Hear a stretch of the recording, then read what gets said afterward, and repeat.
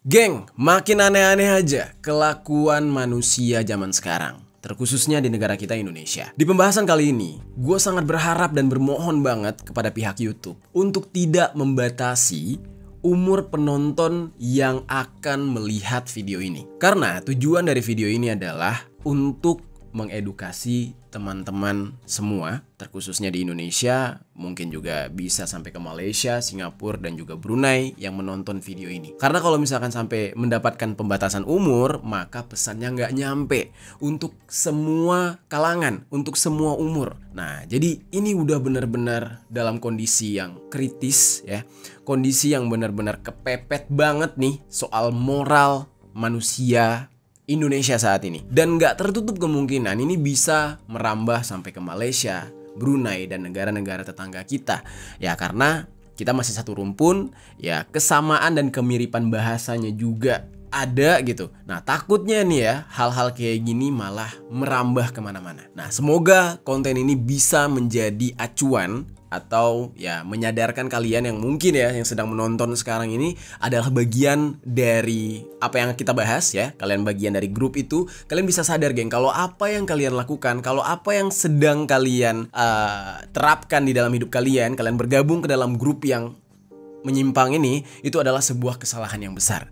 Oke? Nah, dan sebelum gue mulai juga, di sini gue mau disclaimer dulu ke kalian bahwa mungkin bakal banyak kata-kata atau kalimat-kalimat yang gue plesetkan. Oke? Nanti kalian jangan protes nih. Nih ada aja yang protes kayak gak enak nih ngedengernya, kata-katanya dirubah-rubah, kayak pusing gitu.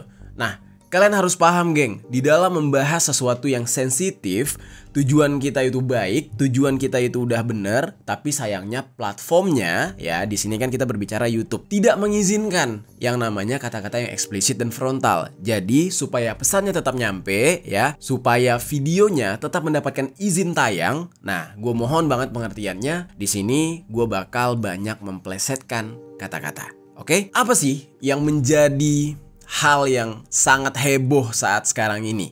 Ya mungkin kalian udah lihat ya di thumbnail dan juga judul dari video ini, ya kan? Yang mana semakin hari semakin ada aja tingkah laku orang-orang yang gak punya nalar atau bisa dikatakan yang di luar nalar, di luar norma adab manusia. Kita tahu ya geng, di dunia ini kita dilahirkan berpasang-pasangan.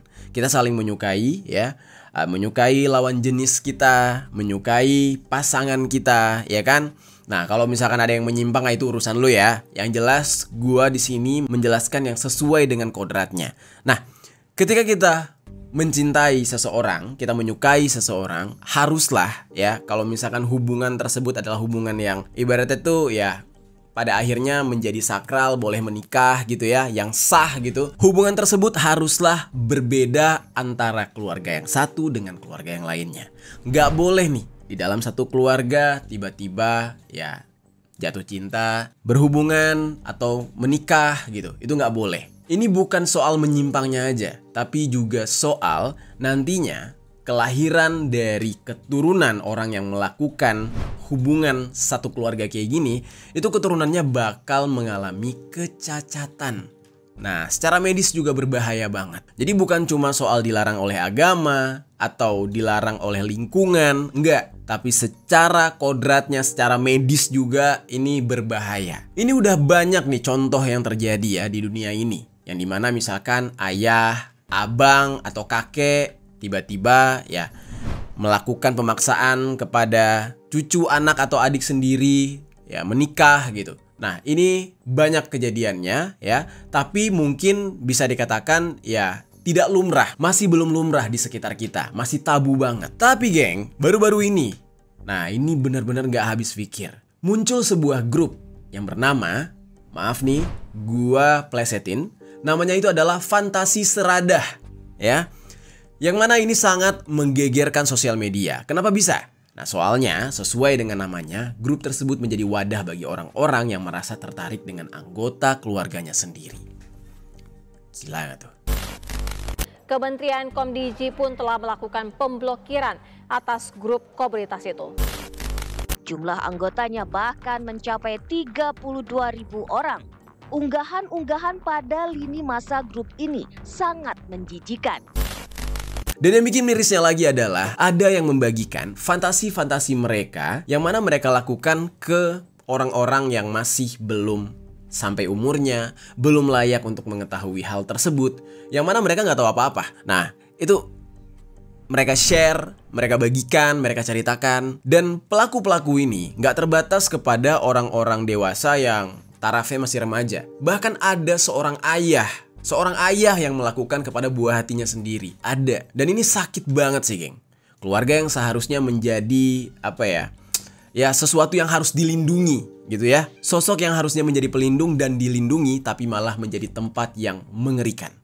Dan ini tentunya mengancam moral dari orang-orang, terkhususnya orang Indonesia, karena grup ini punya orang Indonesia. Nah, dengan adanya grup ini menandakan sudah ada banyak orang-orang yang mulai mempraktikkan hal-hal kayak gini, karena fantasi mereka sudah ada, wadahnya juga udah ada, sehingga fenomena ini tentunya harus menjadi perhatian kita semua, ya tidak terkecuali, mulai dari pemerintah sampai ke masyarakat, karena ini bahaya. Di video kali ini, kita bakal membahas secara lengkap mengenai grup fantasi seradah ini, dan bagaimana penindakan terhadap grup tersebut. Ini udah sangat menyimpang. Oke, langsung aja nih, kita bahas secara lengkap. Halo geng, welcome back to Kamar Jerry.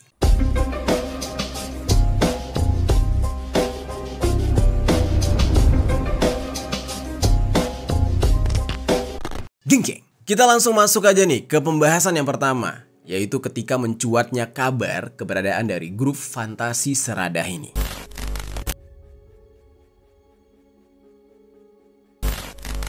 Jadi geng, grup fantasi seradah ini ada di Facebook ya, lagi-lagi Facebook nih. Tapi gue juga aneh sih, biasanya hal-hal kayak gini tuh kalau nggak di Facebook, di Telegram biasanya. Tapi kalau kita berbicara Facebook, ini artinya lebih terang-terangan. Karena kalau Telegram itu kan dia lebih terselubung gitu ya. Dan yang pertama kali menyuarakan tentang keberadaan grup tersebut adalah sebuah akun yang bernama Riana Siska Tambunan pada tanggal 14 Mei tahun 2025. Dikatakan jumlah member dari grup tersebut juga banyak banget geng. Totalnya mencapai 32.000 orang. 32.000 orang yang sakne tapi menyimpang. Di dalam postingannya, Riana ini bilang kalau di grup tersebut tersebar banyak foto yang kemungkinan itu adalah foto dari ya buah hati mereka sendiri, atau bisa jadi foto yang mereka ambil di internet terus diposting menggunakan kalimat-kalimat yang mengarah kepada hal yang tidak etis. Jorok-jorok. Kebayang tuh ya, misalkan lo punya adik terus lo mengutarakan kalimat-kalimat yang gitu ya, vulgar-vulgar buat adik lo sendiri. Rasanya gimana gitu? Geli banget ya. Lebih menggelikan daripada P. Diddy. Oke, nah menurut Riana, grup fantasi seradah ini nggak cuma ada di Facebook geng, tapi juga ada di Telegram. Yang mana memang ya kita nggak heran gitu ya, yang namanya Telegram ini memang banyak sekali grup-grup aneh seperti ini. Dan dikatakan grup yang ada di Telegram itu dijadikan sebagai tempat membernya membagi-bagikan video fantasi mereka dengan genre-genre yang ya berhubungan seradah. Dan cuma geng, ketika itu kabar ini belum begitu rame. Baru rame setelah berita soal grup fantasi ini sampai ke X. Jadi disebarkan melalui X alias Twitter. Nah di X lebih banyak screenshot yang berisikan postingan-postingan yang ada di dalam grup fantasi ini. Mereka dengan gak tahu malunya, mereka tuh nulis cerita-cerita mereka yang udah melakukan apa aja. Yang gilanya dengan buah hati mereka sendiri. Mereka ceritain kayak, gue udah ngelakuin ini loh sama itu gue, putri gue, gadis gue udah ngelakuin ini loh sama putra gue.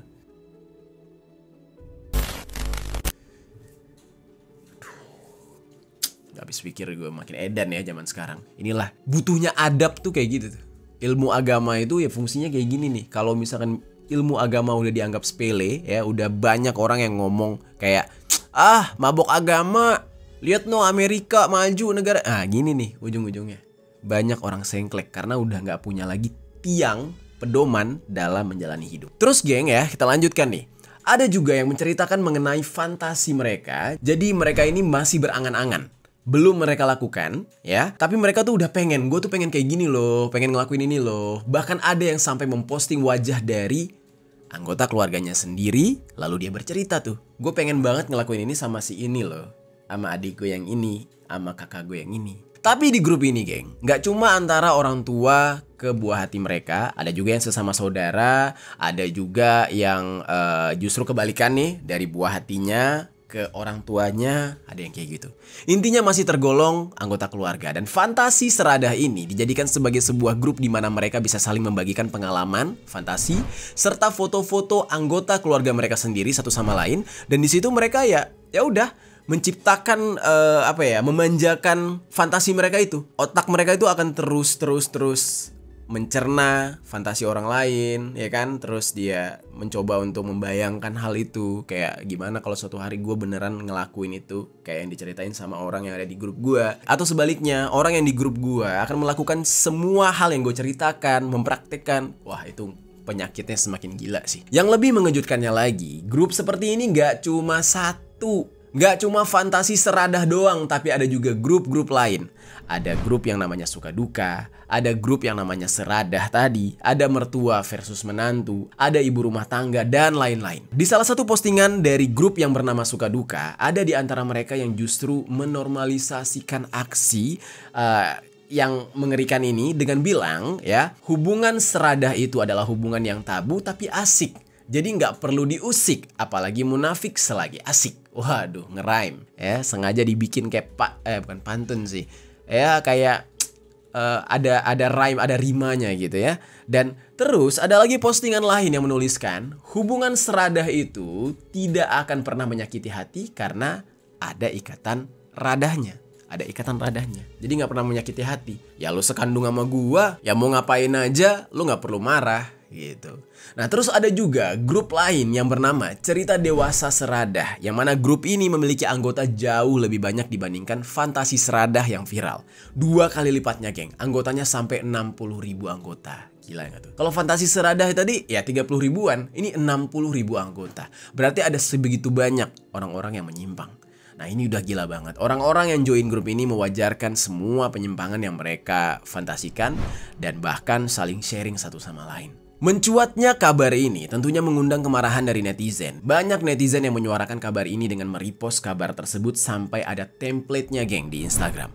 Agar netizen-netizen di Instagram ikut mengangkat kasus ini dan mendapatkan perhatian dari pemerintah untuk segera ditindaklanjuti. Udah ada juga seruan untuk mereport semua grup menyimpang ini rame-rame. Namun ada ketakutan kalau satu grup di-report maka mereka masih bisa membuat grup lain atau bahkan memindahkan platform mereka sepenuhnya ke Telegram agar tidak ada informasi yang bocor ke sosial media lagi. Nah, ini kan makin terselubung, agak susah nanti dibasmi. Dan ya bisa dikatakan mereka semakin leluasa lah membagikan aktivitas mereka di sana tanpa terdeteksi orang-orang di luar grup. Makanya nih, geng, netizen meminta agar pemerintah kita untuk segera menindaklanjuti grup ini. Bahkan gak cuma dengan menghapus akses grup tersebut, tapi juga mencari tahu siapa aja yang menjadi membernya agar bisa diberikan hukuman yang setimpal. Jadi apa yang mereka lakukan di dalam grup ini ya udah termasuk ke dalam tindakan kriminal, yang mana mereka ini sudah melanggar pasal perlindungan anak dan tindak pidana kekerasan atau TPKS. Dan beberapa bulan sebelum mencuatnya kabar mengenai grup-grup hubungan seradah ini di Facebook, sempat ada grup serupa juga yang rame dibicarakan di X, geng. Bedanya yang sebelumnya itu bukan terjadi di Indonesia, tapi di Korea Selatan. Negara tersebut memang udah marak banget kejahatan-kejahatan kayak gini. Pernah juga gue bahas di konten tentang deepfake kemarin. Ya, ternyata ada grup yang sama seperti fantasi seradah ini, dan kabar ini rame banget di bulan Agustus tahun kemarin. Nah, ketika itu ada akun X dengan username Queen Archive 1 yang menemukan adanya grup chat di Telegram yang bernama Humiliation Room, yang artinya ruang penghinaan. Dan di grup tersebut juga ada grup chat lain yang diberi nama Sister Room dan Mother Room. Nah, seperti namanya, grup tersebut dijadikan sebagai tempat mereka untuk membagikan foto ketika mereka memegang tubuh anggota keluarga mereka sendiri, mau itu ibunya atau kakaknya atau adik perempuannya. Dan itu semua mereka lakukan di saat orang-orang ini tertidur. Dan menurut akun tersebut, orang-orang yang tergabung di dalam grup-grup kayak gini juga membagikan gimana cara mereka membius dan melakukan ruda paksa kepada keluarga mereka sendiri. Nah, jadi udah gila banget. Namun gak dijelaskan oleh akun Queen Archive tadi apakah mereka hanya berhalusinasi atau justru mereka memang sudah melakukannya, dan apakah aksi mereka itu sudah mereka dokumentasikan atau hanya sekedar mereka tulis aja, mereka ceritakan aja. Nah, ini nggak diketahui. Yang jelas mereka mengucapkan hal-hal tersebut. Dan Queen Archive tadi nggak membagikan postingan itu sebab isinya terlalu parah, kata dia. Jadi si Queen Archive ini cuma membagikan tweetnya aja, diceritain lah gitu. Istilah dari Humiliation Room menjadi hal yang umum di Korea Selatan. Kalau ada yang menyebutkan kalimat tersebut, ya orang-orang Korsel bakal tahu maksud dari humiliation room ini, geng. Yaitu sebuah grup yang menargetkan ya kaum perempuan di setiap lapisan. Mau itu keluarga sendiri, siswa SD, SMP, SMA, mahasiswi, rekan kerja, dan juga berbagai tempat, mulai dari desa, kota, sampai provinsi. Intinya semua perempuan Korsel bisa menjadi korban dari mereka yang tergabung ke dalam humiliation room ini. Keberadaan perempuan di Korsel itu nggak aman, geng, karena selalu dibayang-bayangi oleh ancaman kalau mereka bisa menjadi korban. Dan humiliation room ini ya juga termasuk ke dalam grup yang menyebarkan deepfake.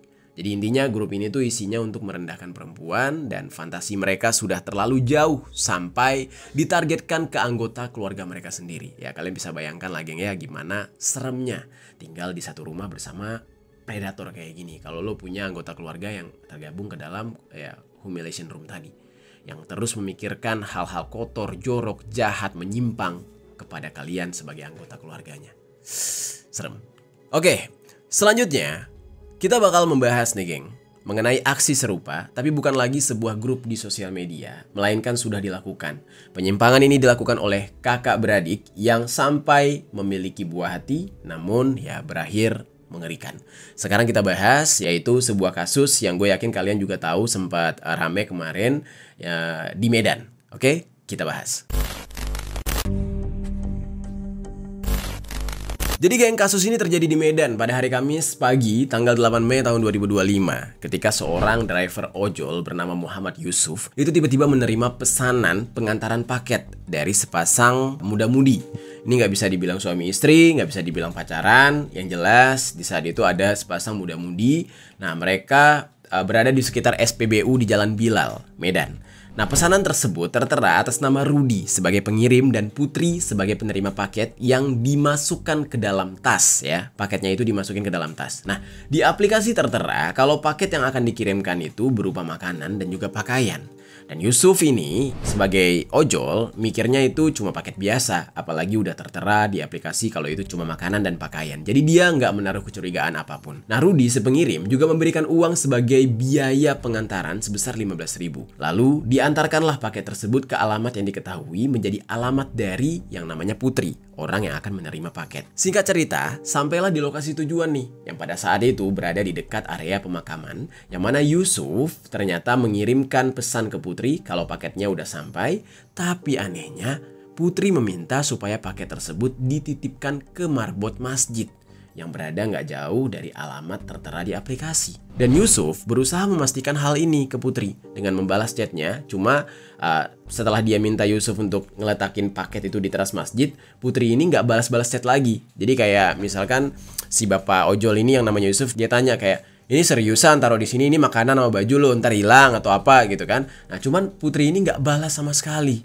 Nah ini yang anehnya. Dan si Pak Yusuf ojol ini merasa ada yang gak beres. Dan dia berinisiatif menanyakan kepada ibu-ibu yang berada di sekitar lokasi ya perihal orang yang namanya Putri. Ada nggak?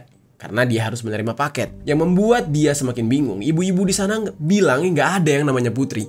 Ini Putri siapa gitu. Dan mulai dari sini nih geng, kecurigaan Pak Yusuf ojol ini semakin besar. Nah kenapa paket ini malah diminta untuk dititipkan dan ibu-ibu di sekitar lokasi di sana nggak ada yang pernah kenal atau yang tahu namanya Putri yang tinggal di sekitar sana. Dan oleh karena itu Pak Yusuf ini berinisiatif untuk membuka isi paket itu ya karena dia merasa curiga apa sih yang dia bawa. Dan ketika dia buka, dia melihat adanya tumpukan paling atas. Itu pertama ada sajadah yang dilipat. Terus dia keluarkan sajadah itu dari dalam tas dan ketika dia mengeluarkan sajadahnya, dia kaget bukan main. Ternyata di dalam tas tersebut bukan pakaian, bukan makanan seperti yang tertera di aplikasi, tapi melainkan yang dia lihat adalah wajah Dede, ya, Debay di dalam situ, ya. Sorry gue plesetin lagi, wajah Debay. Nah, Pak Yusuf ini menyadari kalau Debay tersebut sudah dalam keadaan yang tidak bernyawa alias tidak bernafas dan ya, berarti dia mengirimkan jasad Debay. Nah, setelah itu Pak Yusuf ini yang kaget. Serta Debay yang masih berada di dalam paket itu langsung dia bawa ke Polsek Medan Timur. Dia laporkan ke sana kejadian ini dan ya langsung diperiksa. Di saat itu geng, di dalam pemeriksaan pihak kepolisian ya, pelaku pun dicari dan pelaku atas tindakan ini adalah yang bernama Reynaldi, usianya 24 tahun dan yang gilanya adalah dia bersama adik kandungnya sendiri yang bernama Najma Hamidah, usianya 21 tahun. Nah, ini ketahuan lah, prosesnya tuh panjang sebenarnya, tapi di sini gue persingkat. Intinya mereka ketahuan, dan pada hari Jumat tanggal 9 Mei tahun 2025, mereka berdua nih, kakak beradik ini, akhirnya berhasil ditangkap di sebuah kos yang berada di kawasan Medan Belawan. Debay yang sudah tidak bernyawa ini langsung dilakukan proses autopsi. Dan dari hasil autopsi luar dikatakan, ada resapan cairan radah di dalam kepala Debay itu. Nah, namun polisi masih harus menyelidiki lebih dalam apakah resapan radah tadi mengindikasikan adanya tindakan yang kasar atau tindakan apa yang terjadi kepada si Debay ini sebelum akhirnya dia wafat gitu. Nah, atau nggak ada gitu, atau mungkin memang ya ketika dikirim mungkin ya ada kebentur atau apa gitu. Nggak diketahui juga. Tapi sementara itu, fakta yang mengejutkan terungkap nih. Ketika ternyata yang namanya Renaldi si pelaku dan juga adiknya Najma ternyata memiliki hubungan lebih dari sekedar adik kakak. Ya, Debay itu adalah buah hati mereka dan mereka menjalani hubungan percintaan seradah. Dan mereka berdua sudah nggak tinggal serumah tapi masih sering bertemu. Berdasarkan informasi dari polisi yang mana ini diungkapkan oleh si Najma. Dia itu mengetahui kalau dia sedang mengandung sejak bulan Februari 2025. Nah, cuma Debay tersebut akhirnya lahir prematur atau belum genap 9 bulan pada tanggal 3 Mei 2025 di Barak Tambunan, Sicanang, Medan Belawan. Proses persalinannya dilakukan tanpa bantuan medis dan setelah 5 hari usai dilahirkan di tanggal 8 Mei, Najma langsung membawa Debay tadi ke Rumah Sakit D5 Martubung karena kondisinya lemah. Dan dokter yang menangani Debay ini mengatakan kalau Debay tersebut mengalami kurang gizi karena selama dirawat Najma ini tidak memiliki finansial yang cukup, nggak punya uang. Dan karena kondisi Debaynya tersebut, dokter menyarankan agar Najma merujuk buah hatinya ini ke rumah sakit Pirngadi. Tapi di saat itu mungkin karena dia ketakutan gitu karena kan ini semua tidak wajar gitu. Nah, Najma ini malah mengurungkan niat. Alasannya karena Debay tersebut tidak memiliki data-data lengkap, dokumen lengkap seperti akta kelahiran atau juga belum tercantum di KK. Nah, akhirnya karena nggak kunjung dibawa ke rumah sakit pada malam hari sekitar jam 11 malam, Debay ini pun akhirnya meninggal dunia. Dan Najma di saat itu panik dan nggak tahu harus berbuat apa dengan buah hatinya tersebut. Lalu dia menghubungi abang kandungnya yaitu Renaldi yang membantu dia untuk bisa mengurusi jenazah dari Debay ini yang sudah nggak tahu harus dikemanakan. Dan gak lama kemudian Renaldi pun datang ke tempat Najma dan ikut membawa Debay tadi ke Hotel Abadi Brian pada dini hari, subuh-subuh. Dan singkat cerita, di pagi harinya tepat di jam 6 pagi, Renaldi dan Najma ini punya inisiatif memesan layanan pengantaran barang di aplikasi ojol menggunakan akun palsu. Nah, makanya pengirimnya tadi Rudi, penerimanya Putri. Nah, itu sebenarnya mereka berdua juga. Dan Renaldi menggunakan nama Rudi sebagai pengirim tadi, sementara Putri itu adalah si Najma sebagai penerima. Dan tujuannya adalah Masjid Jamik yang berdekatan dengan kompleks pemakaman. Kenapa mereka berpikir untuk mengirimkannya ke sana? Ya karena mereka berharap kalau nanti akan ditemukan oleh marbot masjid dan bisa segera dimakamkan. Jadi mereka nggak perlu repot-repot dan nggak ketahuan. Nah, ini pemikiran yang pendek dan bodoh banget menurut gue. Si Renaldi ini juga mengaku dia mencari lokasi masjid yang dekat dengan area pemakaman secara acak melalui Google dan dipilihlah Masjid Jamik ini. Nah, terus kenapa nggak mereka kuburkan sendiri aja? Ya karena mereka takut orang-orang akan curiga dan jadi ketahuan kalau mereka selama ini menjalin hubungan seradah. Menjijikan banget ya. Gak habis pikir gue. Kok ada yang mau? Kandung loh. Gak kebayang gue. Tapi geng, ada satu hal yang yang mengejutkan juga nih ya. Ini masih jadi pertanyaan orang banyak sih. Dari pemberitaan yang beredar kan semua orang tuh sudah yakin kalau ini adalah Debay dari hasil hubungan seradah antara si Najma dengan Renaldi abangnya. Tapi ketika ditanyakan nih kepada si Najma nih, ini benar hasil hubunganmu dengan abangmu? Nah, cuman dia nggak bisa jawab. Soalnya dia mengaku kalau dia ini adalah sebagai seorang penghibur. Nah, jadinya dia juga nggak tahu siapa yang menjadi ayah biologis dari Debay tersebut karena dia sudah melayani banyak orang.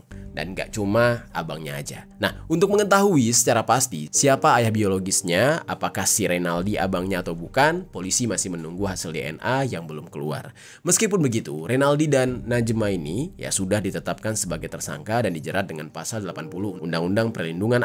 Selain itu, hubungan mereka yang seradah ya yang mereka lakukan juga memungkinkan mereka akan mendapatkan hukuman yang lebih berat nantinya. Karena di Indonesia itu dilarang. Nah, jadi nanti kita tunggu aja, geng, ya, perkembangan dari kasus ini. Oke? Itu dia, geng, beberapa fenomena soal hubungan seradah yang terjadi di Indonesia. Nah, emang beritanya nggak begitu banyak soal hubungan seradah ini, tapi nggak bisa kita bilang kalau kasus ini sedikit. Sedikitnya kasus yang kita ketahui dan muncul ke publik itu dikarenakan memang nggak banyak yang mencuat dan dilaporkan. Ya kan? Nah, kenapa begitu? Ya, sekarang gua bakal mengajak kalian untuk menggali lebih jauh terkait fenomena kayak gini. Khususnya di negara kita. Kok bisa ada orang yang tertarik dengan keluarga sendiri dan melakukan hubungan seradah dengan anggota keluarga sendiri?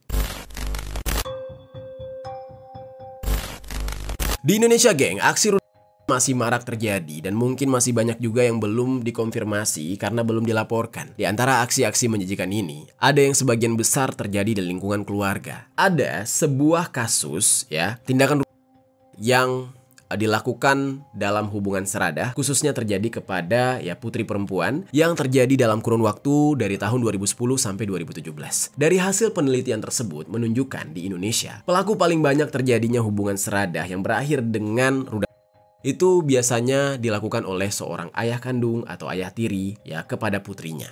Dan hampir semua kasus selalu diawali dengan ancaman. Nah, pelaku biasanya menggunakan berbagai cara untuk bisa memperdaya korban dan menekan para korban dengan ancaman-ancaman. Salah satunya adalah ya nggak dikasih duit atau ya nggak dikasih dukungan finansial dan ya intinya dibikin sengsara lah ya. Padahal itu kan ya putri kandungnya sendiri.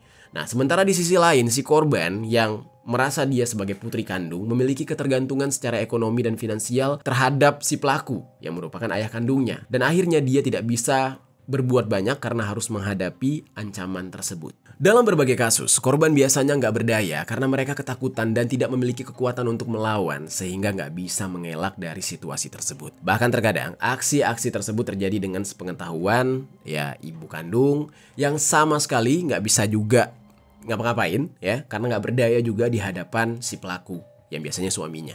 Nah, berbeda dengan tindakan yang biasanya terjadi dalam satu kesempatan. Kalau yang terjadi di dalam konteks hubungan seradah ini biasanya bakal berlangsung secara berulang-ulang dalam kurun waktu yang lebih lama dan panjang, bahkan hingga bertahun-tahun. Dari 137 kasus yang diteliti, setengahnya terjadi lebih dari 1 tahun. Jadi kasihan banget ya korbannya. Dan sebanyak 22% kasus itu berlangsung selama 1-2 tahun. 17%-nya berlangsung 3-4 tahun. Dan 11%-nya berlangsung di atas 5 tahun. Ya Allah, gak kebayang gue sedihnya jadi korban. Dan ancaman yang diberikan oleh para pelaku ini bermacam-macam. Mulai dari mengancam gak akan disekolahkan, ya, gak diberikan pendidikan, melakukan kekerasan, melukai, atau bahkan menghilangkan nyawa ibu dari si korban. Ya.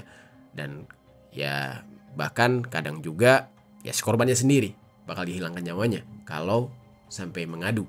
Nah, di satu sisi mereka ini terpaksa hidup di dalam lingkungan sosial dengan ancaman seperti itu. Namun di sisi lain mereka memiliki pemahaman bahwa hubungan seradah adalah aib yang memalukan hingga mereka tidak bisa mengadu ke siapa-siapa dan mereka menyimpannya sendiri. Di dalam penelitian ini juga diketahui kalau sebagian besar kasus, sebanyak 89%-nya hanya diketahui oleh pelaku dan korban aja. Sisanya, kasus kayak gini sebenarnya diketahui oleh pihak lain. Nah, tapi ya nggak bisa berbuat apa-apa. Dan untuk kasus yang dipergoki oleh ibu kandung, kakek, nenek, atau anggota keluarga yang lain gitu ya, biasanya bakal mengakibatkan reaksi yang besar dan nggak perlu waktu lama bagi pihak keluarga untuk melaporkan si pelakunya.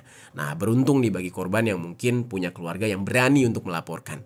Dan penelitian ini juga menemukan ada beberapa ibu yang mengetahui anaknya menjadi korban tapi mereka nggak bisa melakukan apa-apa, geng. Nah, selain takut dengan ancaman si suami, mereka juga nggak pengen aib keluarga mereka dibongkar ke publik dengan menyimpan rapat-rapat perlakuan suaminya tersebut terhadap ya buah hati mereka sendiri.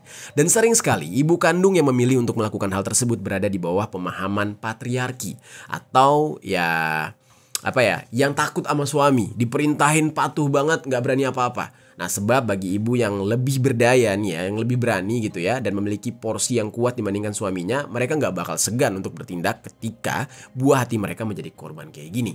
Dan hal ini terbukti dengan pelapor kejadian Seradah itu sebagian besar adalah ibu korban, yaitu sebesar 63%. Nah, pelakunya banyak ayah ya. Dan banyak ibu dari para korban ini yang memilih untuk melaporkan kasus yang dialami oleh buah hati mereka, kemudian memilih untuk bercerai dengan si suaminya. Dan sisanya dari 137 kasus, sebanyak 23%-nya dilaporkan oleh saudara mereka. Jadi si ibunya nggak berani bertindak. Dan 4% dilaporkan oleh kakek atau nenek korban, dan 10%-nya dilaporkan oleh korban sendiri. Jadi sedikit banget yang berani untuk speak up. Lalu kita balik lagi nih geng, ke grup fantasi Seradah yang kita bahas tadi. Apakah sudah ada penanganan dari pemerintah? Sejauh ini, Kementerian Komunikasi dan Digital atau Komdigi sudah melakukan penanganan serius terhadap grup fantasi Seradah tersebut dan beberapa grup lain yang terindikasi mengandung konten serupa. Dan selain melakukan pemblokiran, Komdigi juga sudah melakukan koordinasi dengan platform Meta sebagai induk Facebook atas penyebaran konten-konten yang melanggar norma di grup-grup tadi. Tapi yang gue bingung ya geng, kenapa ya? Kayak, apa ya? Pemerintah kita ya, terutama kayak Komdigi nih, Kementerian Komunikasi dan Digital. Kenapa sih nggak pernah ada pencegahan? Ya, maksudnya pencegahan tuh gini. Selalu setelah viral baru ditangani. Kayak ibaratnya sakit nih ya, kayak kita punya tubuh. Supaya kita mencegah sakit, ya, kita olahraga, ya kan? Akhirnya nggak perlu berobat. Nah, tapi kebalikannya nih, kalau pemerintah kita udah sakit baru berobat. Nggak olahraga dulu biar mencegah sakit itu datang. Selalu begitu. Jadi fungsinya badan ini tuh buat apa sebenarnya? Kalau bukan dari kalian yang mendeteksi hal-hal yang kayak gini. Malah netizen yang pertama kali memviralkan, mencari tahu. Gila banget. Gue nggak habis pikir gitu ya. Kayak sebesar itu loh pendanaannya, biayanya ya kan, untuk menggaji orang-orang ini. Tapi sedih kadang-kadang ya. Ya, semoga kedepannya bisa lebih baik lah negara kita. Amin ya rabbal alamin. Oke geng, itu dia pembahasan kita hari ini mengenai sebuah grup yang bernama Fantasi Seradah yang menghebohkan publik karena menyebarkan konten-konten yang melanggar norma, ya, tidak sesuai dengan norma kehidupan manusia, dan ini terjadi di Indonesia. Gimana menurut kalian geng tentang pembahasan kita kali ini? Coba tinggalkan komentar di bawah.